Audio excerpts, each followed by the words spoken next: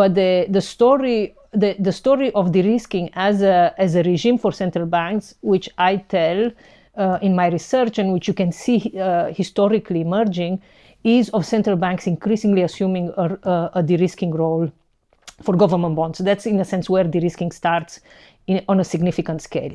And then it becomes a discourse. I didn't call it so. If you read my early research on quantitative easing or on what we call a market maker of last resort for government bonds, a role that central banks assume, I didn't call it derisking because, I mean, it didn't occur to me, to be honest, it didn't occur to me that it was derisking.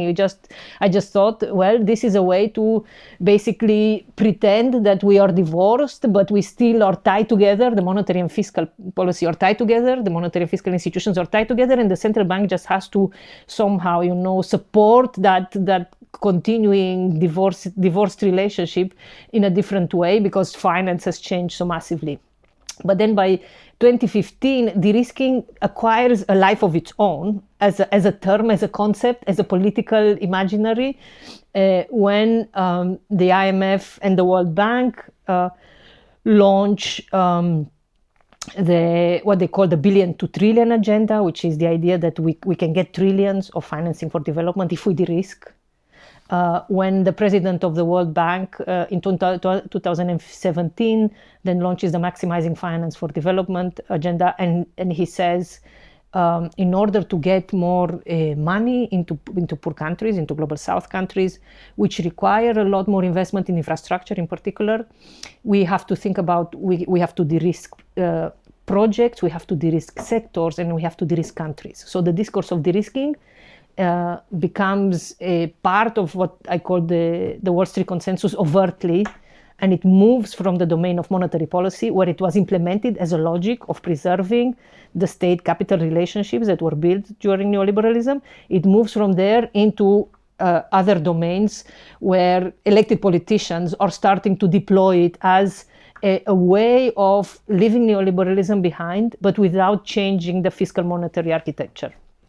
Right, but you can tell that story in two different ways.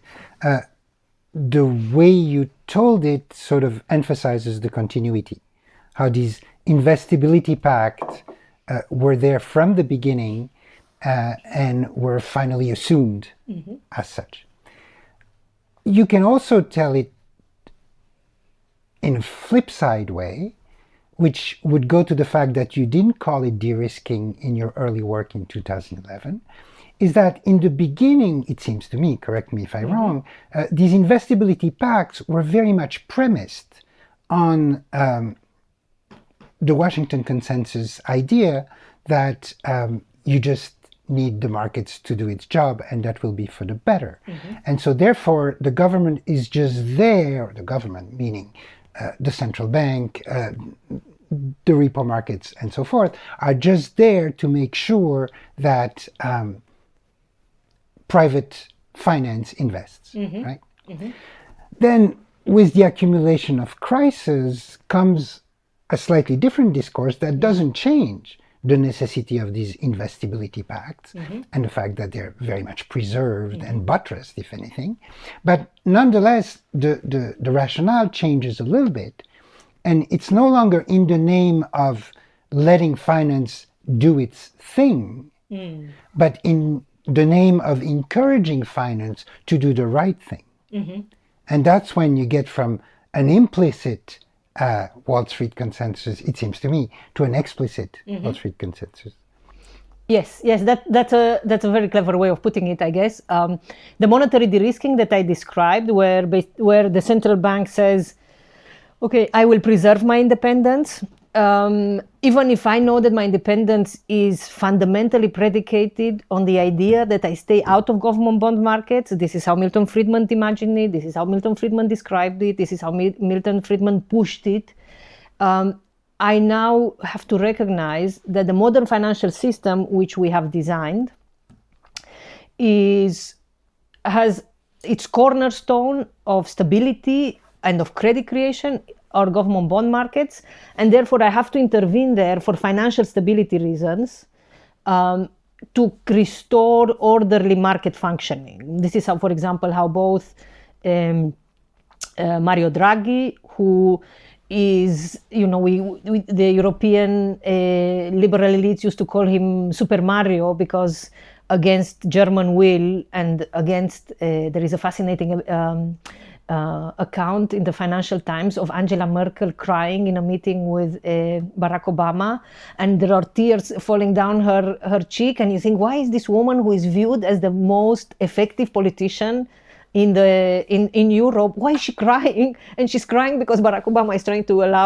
to get her to allow the ECB to intervene in government bond markets. This probably is the only episode I'm aware of where a politician is crying about central bank interventions in government bond markets. Which is very moving for you. Right? Well, it is moving in some ways because if she had cried 2 years earlier, it would have been great. It took 2 years for this crying to take place, and I think it's moving also because we generally spend so little time. This is my biggest complaint in life, is that we don't spend enough time thinking about central banks, observing central banks, noticing them. In my progressive political circles, most people don't think that the central bank is an important political actor. And then when I tell the story that Angela Merkel cries in 2011 because Barack Obama says, either you let the ECB buy government bonds or the whole system crashes, and please let them. And she says, no, I can't do this. And Bundesbank doesn't want me. This is against my people, blah, blah, blah, blah, blah. There, you're right. There, it is a political instance where we see monetary de-risking is a form of reestablishing the market order of neoliberalism and of financialization.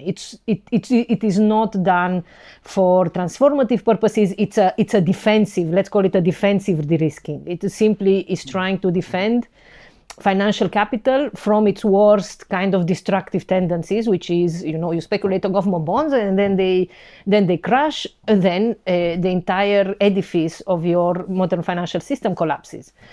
You're right. And then by 2015, this defensive de-risking in the monetary sphere, which incidentally greatly increases the political power of central banks. The fiscal powers of central banks are much larger than they were during the Milton Friedman era in some ways, because now we are in a world, in the Wall Street consensus, where central banks have complete discretion whether they intervene or not. They have discretion over how much government bonds they buy or sell, at what points, for what reasons.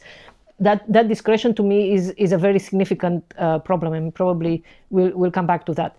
But so leaving that aside, this defensive de-risking of that central banks take with varying degrees of political questioning and political resistance. In the US, the Federal Reserve did this and nobody cared. In the United Kingdom, the Bank of England even adopted formally a market maker of last resort role in 2015, which said, I'm going to buy as many government bonds I like, whenever I like, and hold them for however long I like. Nobody batted an eye. It was the European Union, because of its particular institutional and political makeup, that created a lot more resistance to this defensive de-risking. But by 2015, we shift into a more, let's call it transformative de-risking, as a mode in which de-risking becomes a way of remaking capitalism and overcoming, particularly in Europe, some of the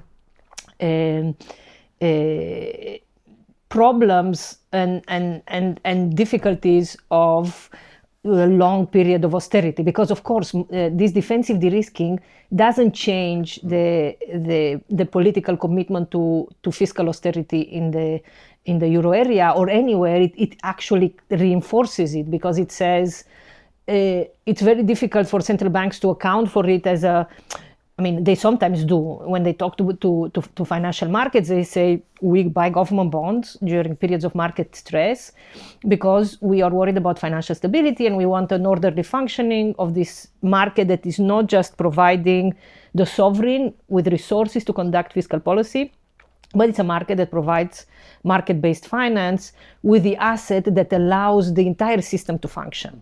Right, so that's the story that they tell to private finance, but to other political actors, the story is usually, these sovereigns don't have sound fiscal positions, and we have to think very carefully about fiscal dominance, and we don't really like intervening, and la la la. So to me, this defensive de-risking reinforces the political impulse and the political dominance, to some extent hegemony of fiscal austerity. Whereas the transformative de-risking of that picks up pace and becomes visible as a political project in 2015, that is about let's reimagine the world, let's transform the world, let's transform our economies, and that will require us to partner with private capital.